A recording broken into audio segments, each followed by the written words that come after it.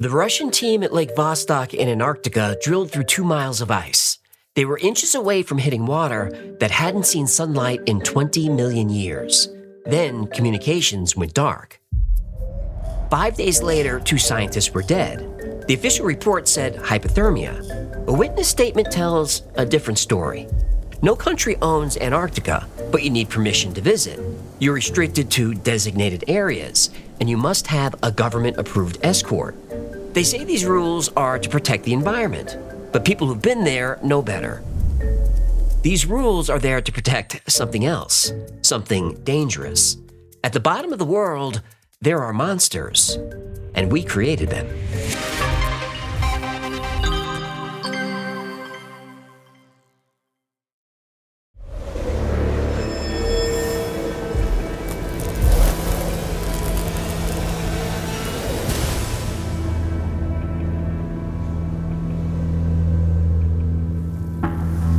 A single image appeared on 4chan's paranormal board in February 2021. A user was scanning the Antarctic wasteland on Google Maps when they found something strange. Yeah, 4chan always brings the good stuff. A massive spider-like creature clearly visible against the ice and snow. Nothing could survive there, not for millions of years, but something does. I told you, the good stuff. Then, son of Ant Anan logged on. Everyone called him Anton. His father, Joe, was a Navy lieutenant and a doctor. He served at McMurdo Station in the 1990s, and Joe knew exactly what that creature was. People were skeptical until Anton posted photos. His father's patches from Antarctic Development Squadron 6, military commendations on an Antarctica-shaped plaque. Everything checked out. Joe was the type who asked questions. At McMurdo, they showed him the no-go zones. Most of Antarctica is restricted by international treaties, but there is one zone about 30 miles east of the base that even military expeditions avoided. When Joe asked about it, they said it was classified.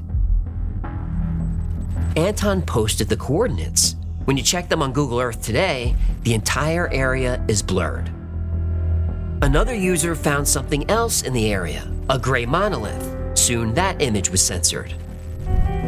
On Joe's first night at McMurdo, there was an incident. 7 soldiers burst through the infirmary's door. They wore snow camo, but no insignia, no unit patches. SFODA, he figured. There were lots of special forces at McMurdo. The soldier they carried in was a mess. His white Gore-Tex parka was shredded. Steam rose from cuts, too precise for any animal. Razor-thin lines that went straight to the bone. The bleeding wouldn't stop. The injured soldier was screaming. We let them loose! They were frozen and we let them loose! Joe needed to know what caused these injuries. He scanned each soldier's face looking for the leader. He asked, "What did you let loose?" He heard a familiar click behind him. He turned around. A gun was in his face.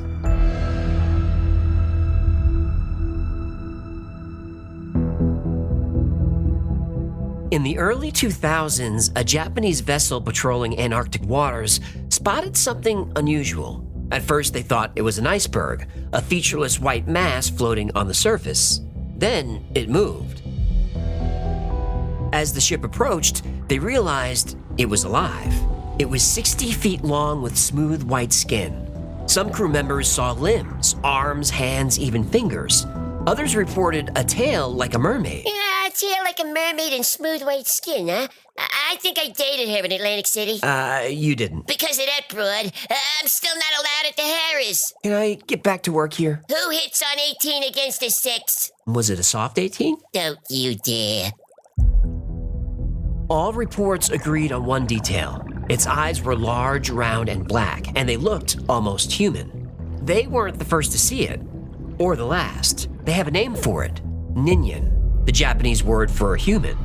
The crews who encountered the Ninyan never felt threatened. It just watched them floating silently in the darkness. These veteran sailors knew every whale, seal, and fish species in the area. This was something new. The pattern was always the same. First, a disturbance in the water. Then a pale form rises to the surface, almost invisible against the ice. The creature observes the ships for a few minutes, then disappears silently underwater. In 2007, a Japanese magazine brought the Ninian to the mainstream. It published a blurry satellite image showing something enormous moving in Antarctic waters. People began searching Google Earth for evidence. They found coordinates showing shadowy white figures beneath the surface near the Antarctic coast. The shapes were too large to be whales, too defined to be icebergs. A few days later, the images vanished. Cryptozoologists believe the Ninian represents evidence of intelligent life in Earth's oceans, a species that evolved alongside us but remained hidden in the deep cold water. Others have a more disturbing theory. Its humanoid features are proof of genetic experimentation. Secret research facilities in Antarctica spliced whale DNA with humans and created the Ninian. Luckily, whales are peaceful. But what would happen if scientists altered the DNA of something more dangerous?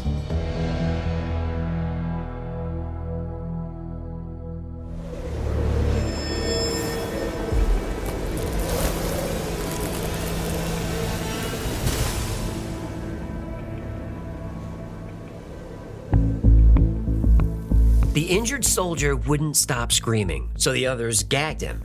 Joe stared down the barrel of a .45 caliber M1911. The man holding it said, "Treat him, no questions." Joe got to work.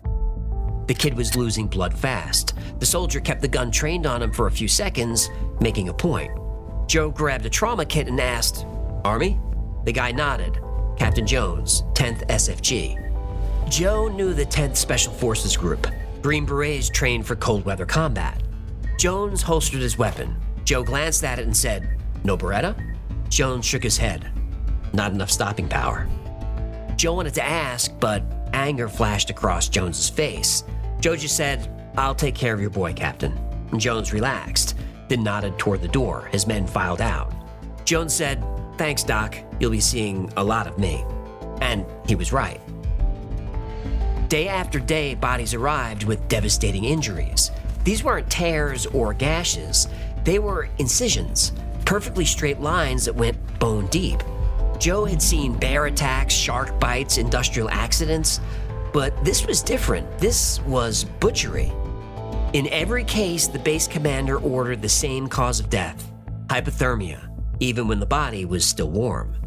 But Joe's most disturbing experience happened during a storm. He was driving with another officer when they hit something big and heavy. Joe hopped out to check the damage, but his partner started screaming for him to get back in the truck. Joe ignored him and looked under the mangled front end. At that moment, the no-go zones, the secrecy, the injuries, everything made sense.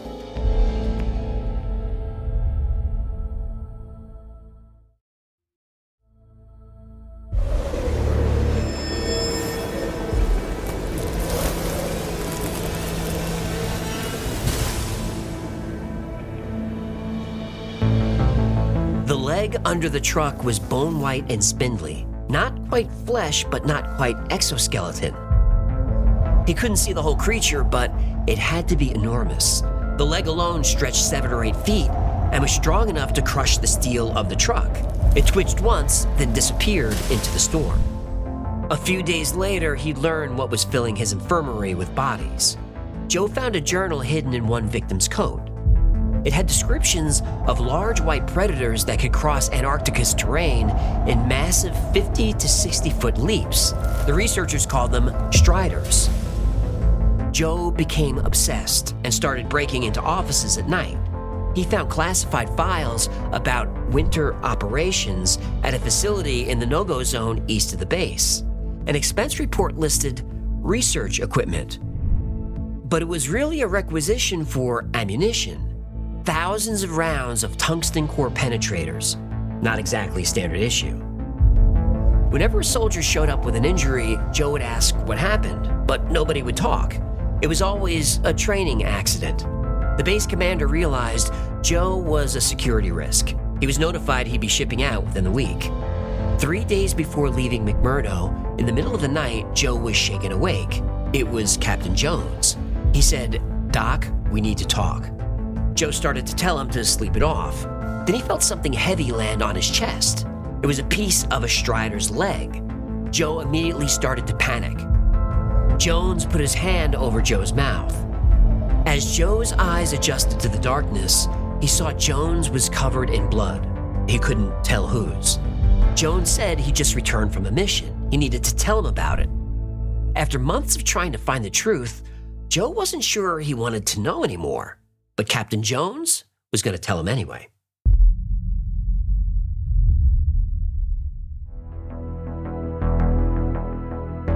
Lake Vostok lies 2 miles beneath Antarctic ice. It hasn't seen sunlight in 20 million years.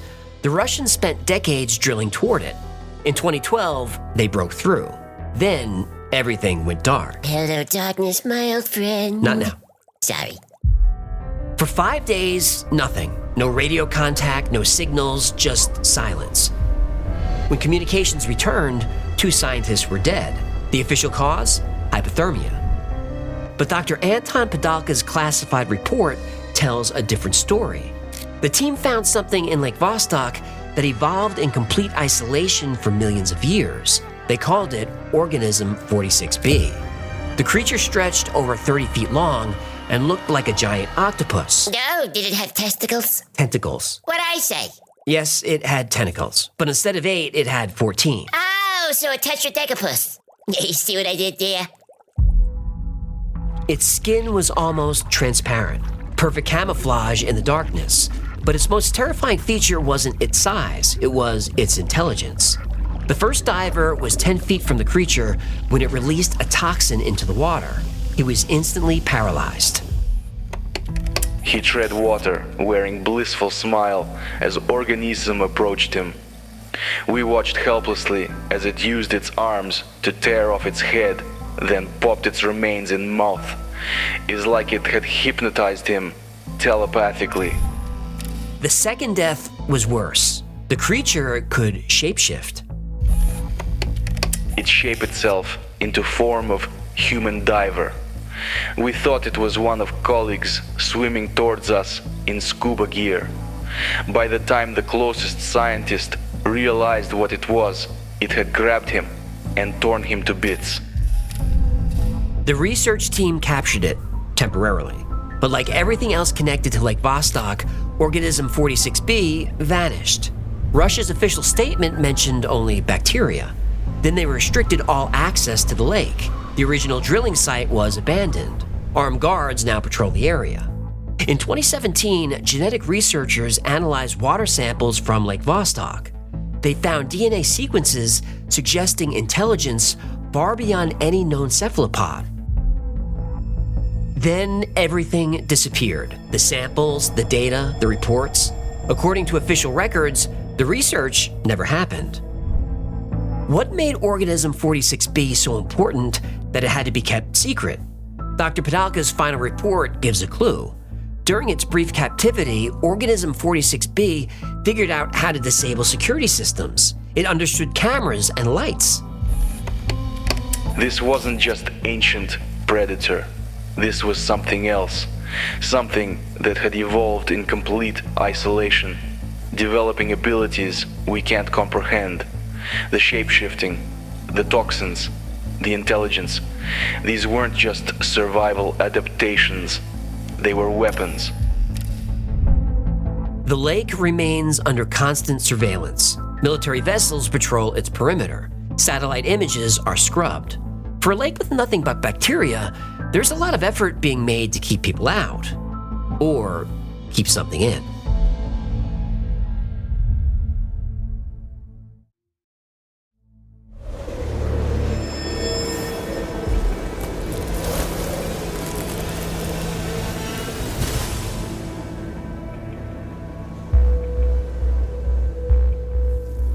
Jones' team was ordered to secure a facility deep in the no-go zone. They loaded up for war. Heavy weapons, body armor, an M134 minigun that could fire 4,000 rounds per minute. They weren't taking any chances. The entrance looked normal, just another research building in the middle of nowhere. That was the point. What was underneath wasn't normal at all. The first body they found was face down in a hallway. These weren't slash marks. These were surgical cuts, clean and deliberate. Then they heard skittering. Something moved in the shadows. Before anyone could react, it lunged. A strider the size of a large dog. The soldiers opened fire, but it was already on Henderson. The thing didn't just attack, it dissected with perfect cuts. Henderson was still conscious and screaming when the strider peeled his face off. 11 men became 10. Large striders were dangerous, but at least you can see them coming. The small ones were the problem. Not much bigger than house cats, they moved in packs through the vents. They could climb, they could jump. The team learned to watch the ceiling after finding Mitchell. He'd been dragged down a hallway and into an office. His legs were still twitching while the striders went to work. 10 men became 9. It took 18 hours to clear the facility. In the basement, they found a lab the size of an airplane hangar. There were cages of all sizes. Most were broken open and empty. Bodies were everywhere. Blood trails led to the vents. The largest cage held a strider nearly 40 feet tall. Then they realized this was a breeding facility, and something went very, very wrong. But what they found in the next room is what broke them. 2 medium-sized striders in a cage feeding on something. Jones' team moved closer. The air smelled sweet and tasted metallic. This cage wasn't broken, it was fully intact, with a chute for dropping in food. The striders were loud and violent as they tore through their meal. Then they saw small shoes, a tiny backpack. One of the men vomited. The striders were eating children.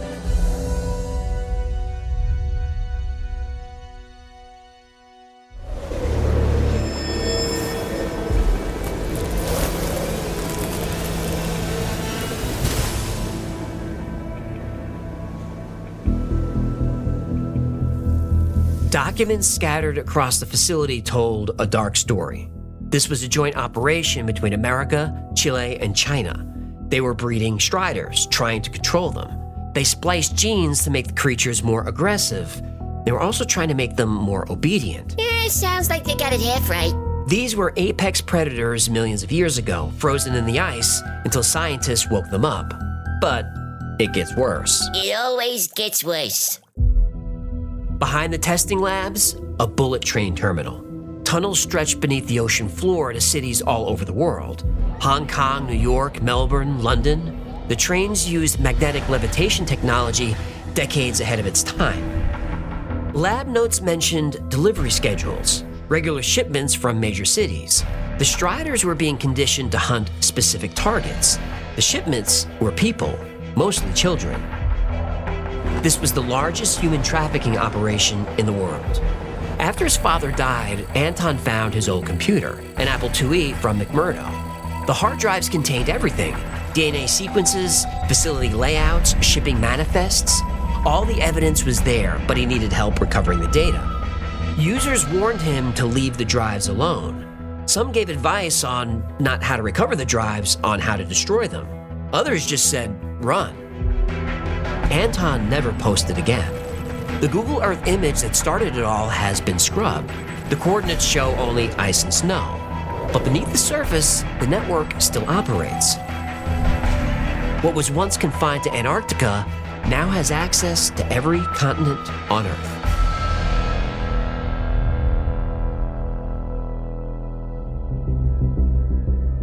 Antarctica is Earth's true last frontier. No country owns it. That's what the lizard people want you to think. They own everything below sea level. In 1947, Admiral Richard E. Byrd led Operation High Jump, one of the largest Antarctic expeditions in history. They loaded up with enough firepower to start a war. Operation High Jump linked down and you lose papoose. The expedition ended early. Very early. During World War II, the Nazis launched Operation Neuschwabenland. Rumors spread about discoveries beneath the ice, underground caverns, ancient ruins, evidence of something that predates humanity. We know high-ranking German officials fled to South America after the war. Link to Operation Eagle Flight down in your Kickstosa. Kickstosa? Yellow. Most Nazis fled to Argentina. Others, according to theories, escaped to a hidden base beneath Antarctica. The US government took this theory seriously. In 1959, they locked down the entire continent. The Antarctic Treaty banned military presence, private exploration, unauthorized access. And it's true that some coordinates are censored. That's what allowed the Strider legend to start. Google does scrub images. I had to clean up Anton's posts to make them coherent. I tried not to add too much, but Anton typed like a typical 4chan user. All lowercase, no punctuation, random slurs for some reason. Anton's military patches and documents seem compelling, but those are easy to fake. But the underground bullet train network stretching across continents, that's impossible. Subs can't go that deep. No hollow tunnel could survive that pressure. I couldn't help but notice a lot of his story mirrors The Thing. Yeah, very underrated movie. Kurt Russell in the 80s is gold. I agree. I can't say for sure that Anton's story is fake, but he was probably riffing on The Thing. He got some things right, though. McMurdo Station has restricted areas. Military personnel conduct classified operations there. The no-go zones are real. The Ninian is another fun story. A massive humanoid creature with pale skin and human features lurking in Antarctic waters. But like most cryptid stories, the evidence doesn't hold up. The photos show exactly what you'd expect. Blurry white shapes in dark water, and most are icebergs. Some are photoshopped. Others are beluga whales, which have smooth white skin and round humanoid faces. But the Ninian is supposed to be 60 feet long. Beluga whales aren't that big, but sperm whales are. Yes, big. Stop it. They sometimes hunt vertically, floating upright. Maybe that's what they saw. There's no mention of the Ninian before the early 2000s, but there is Japanese folklore about creatures called ninyo, which means human fish. Again, I can't prove it's fake, but it's probably fake. Now, Organism 46B, the psychic shape-shifting cephalopod. Tetradegapus. That one is pure fiction. The story comes from a post on a tabloid site in 2013. Dr. Anton Padalka doesn't exist. In 2012, Russian scientists did drill into Lake Vostok, and it's true that an actual freshwater lake 2 miles under the ice that hasn't been exposed for about 20 million years is there. That's fertile ground for an urban legend to be born. So one was. These 3 stories don't hold up, but Antarctica's mysteries, those are real. UFO sightings, strange lights in the sky, unexplained crashes. Satellite images showed massive structures with entrances under the ice. Once the coordinates got out, the images were blurred. And if you want to see this for yourself, Go watch Mysteries Beneath the Ice. An episode so nice, I linked it twice. Antarctica is bigger than Europe and Australia. It's much bigger than the United States, yet only a tiny fraction is open to the public. You can visit if you're from a signatory country and can get a permit. Good luck with that. Most of the continent is specially protected or specially managed. You need another permit for those areas. You won't get one. Antarctica is one of Earth's most restricted places. Maybe that's for a reason. We're told the rules are there to protect the environment. But until we can see for ourselves, we'll always wonder if they're protecting something else. I don't believe in these cryptids, but doing this show has made me believe other things. Crop circles are real. The moon is weird. And there's something under the ice at the bottom of the world. I don't know why, but I have a very strong feeling that whatever it is, we should probably leave it alone.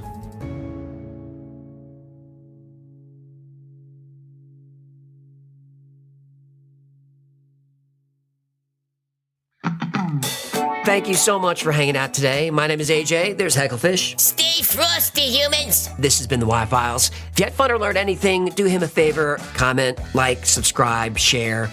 It's a small thing to ask, but it helps us out so much. Now, like most topics we cover here, today's was recommended by you. So if there's a story you'd like to see or learn more about, go to theyfiles.com/tips. Remember, the Y-Files is also a podcast. Twice a week, I post deep dives into the stories we cover here on the channel, and I also post episodes that wouldn't be allowed on the channel. It's called the Y-Files Operation Podcast, and it's available everywhere. Now, if you need more Y-Files in your life, check out our Discord. There are over 70,000 people on there, so 24/7, something's going on. People are talking about the same weird stuff we talk about here on the channel. It's a great community, it's really supportive, it's a lot of fun, and it's free to join.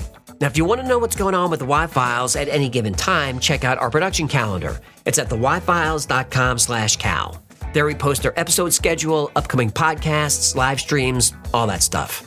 And special thanks to our patrons who make this channel happen. Every episode is dedicated to you. We could not do this without our Patreon community. And if you'd like to support the channel and join this amazing community, consider becoming a member on Patreon. For as little as $3 a month, you get access to perks like videos early with no commercials, merch available only to members, plus you get 2 private live streams every week just for you. And those are a lot of fun. My camera's on, you get to meet the whole team. You can turn your camera on, jump up on stage, ask a question, suggest a topic, maybe you want to follow up on something I said here on the show. It's up to you. You get to meet us as people. I think it's the best perk there is. Another great way to support the channel is grab something from the Y-File store. Grab a Hagos t-shirt or one of these fistable coffee mugs that you can stick one of your tentacles, or your fin, or your fist. Whatever you stick in there is none of my concern. Get a hoodie or something with my face on it, or one of these weird U2s, voodoo dolls, or a squeezy animal, hagglefish tugging doll toy. But before you buy any merch, make sure you become a member on YouTube. That's only $2.99, but YouTube members get 10% off everything in the Y-File store forever. So if you're going to buy $40 worth of t-shirts, become a member on YouTube, get the coupon code, it pays for itself. Try not to spread that around. 10%, that's a lot of bread. It's fine. Those are the plugs, and that's going to do it. Until next time, be safe, be kind, and know that you are appreciated.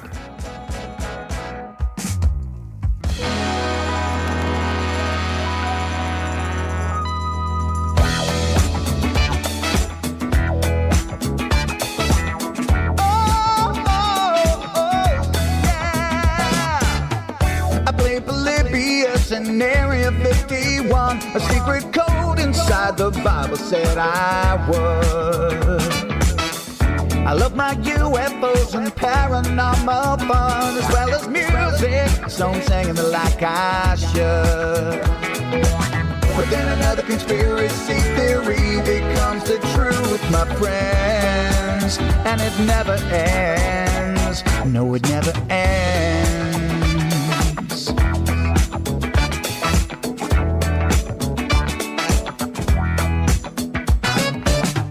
I feel the crap and got stuck inside Mel's hole with MK Ultra. I'm being only too aware. Did Stanley Kubrick fake the moon landing alone on a film set, or were the shadow people there? The Roswell aliens just fought the smiling man, I'm told, and his name was Cold. And I can't believe I'm dancing with the fish. Head no fish on Thursday nights, Wednesday J2, and the Wi-Fi's have the beat all through the night. All I ever wanted was to just hear the truth, so the Wi-Fi's have the beat all through the night.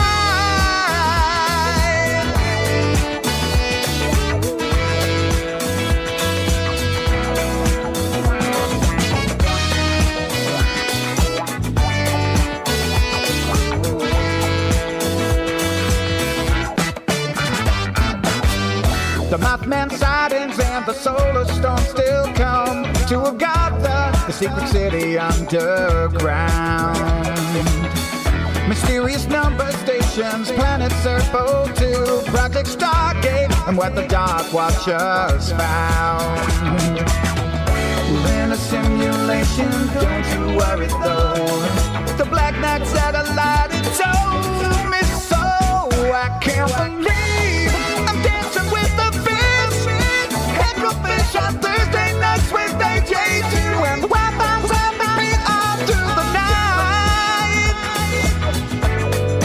All I ever wanted was to just hear the truth, so the Wi-Fi's have the beat all through the night.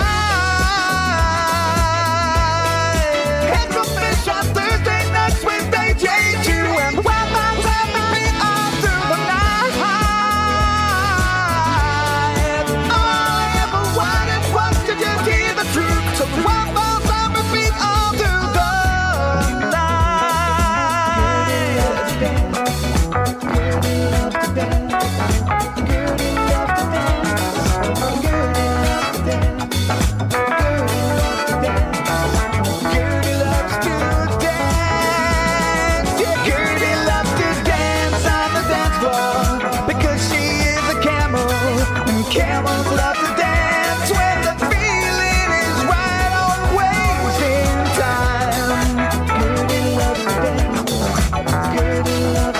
Bye.